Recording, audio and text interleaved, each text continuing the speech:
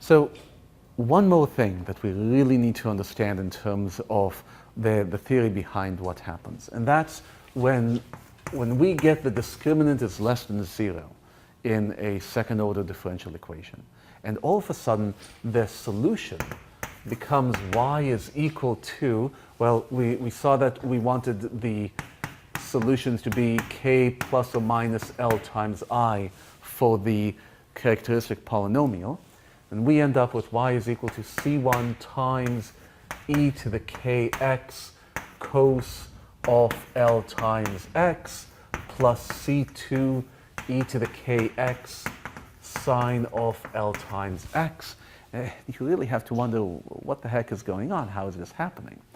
Well, this goes back to that video that we had back in the chapter on Taylor series. And with Taylor series, what we saw is this magical thing called Euler's equation that told us that e to the I theta is equal to cosine of theta plus I times sine of theta. And we were able to show it, at least to our satisfaction, using Taylor series. Well, this is what we're going to use again. What we're going to do is we're going to pretend that what we had originally, the set of solutions, the two independent solutions when you had two real distinct roots, we're going to pretend that we can just use that again. So we're going to take y is equal to c1, well, not c1. I don't want to use the same letters over here because I've done this one before. I know that I'm going to end up with something a little different.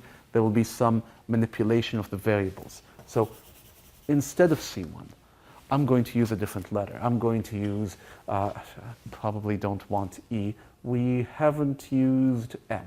There we go.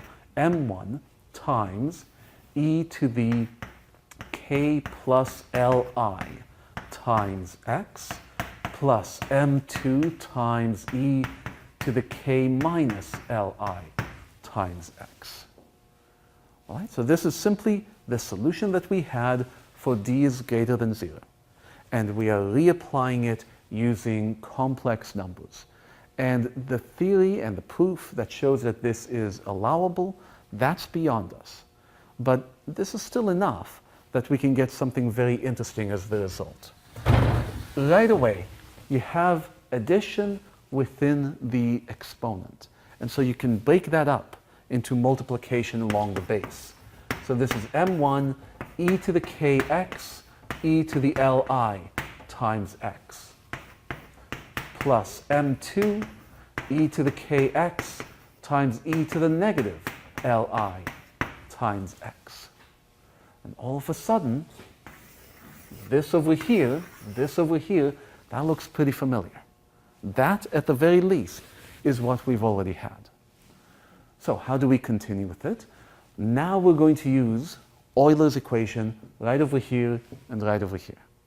So the exponent over here, we can rewrite it as Lx times I. This one over here is going to be negative Lx times I. We apply the formula, and we get m1 times e to the kx cosine of Lx plus I times sine of Lx plus m2 times e to the kx cosine of negative Lx. Well, cos of negative theta is equal to cosine of theta, so this is just cosine of L times x plus I times sine of negative Lx. Sine of negative theta is negative sine theta, and so this is minus I times sine of Lx. Now, this would be a fine solution. It would work very well. However, it does have imaginary numbers in it. If I could get it in terms of just real functions that have the same solution space, what does that mean? Back in the linear algebra explanation of this, we're looking for the subspace to be the same, the null space, right? And what we need to do for that is simply find two vectors, two functions that have the same span. So yes, this big function over here and this big function over here, those two definitely give us something where when you take their span, so they give us a basis. When you take their span, you get the null space. But we can come up with something else. In particular, if I add these two things together, then the signs cancel out. And I will get e to the kx cosine of L times x. So that's one of our functions. It is in the null space. The second function, if I take this top one minus this bottom one, the cosines cancel out. I will have 2i times sine of Lx, don't forget times e to the kx at the very front. Okay, so I haven't fixed it very well. I've gotten rid of one of the functions, but I still have something multiplied by I. Well, I'm dealing with complex numbers. I'm allowed to multiply by any scalar I choose. So what if I multiply by 1 over 2i? What if I multiply by a scalar that's going to get rid of the imaginary part and leave us with just e to the kx sine of Lx? So now these two functions together, they are independent of each other. Again, we can't prove that in this class, but when you take differential equations, you will learn a very simple and very linear algebra specific method for figuring out whether these are linearly independent. Two linearly independent vectors in a subspace of dimension 2 mean that they give us a basis.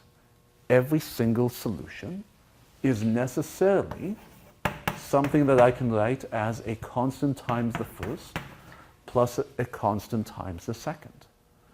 And that's what bridges that gap between, until now, having looked at just exponentials and then all of a sudden turning it into these functions over here where you've got cosine and sine popping up out of apparently nowhere, but in reality out of Taylor series.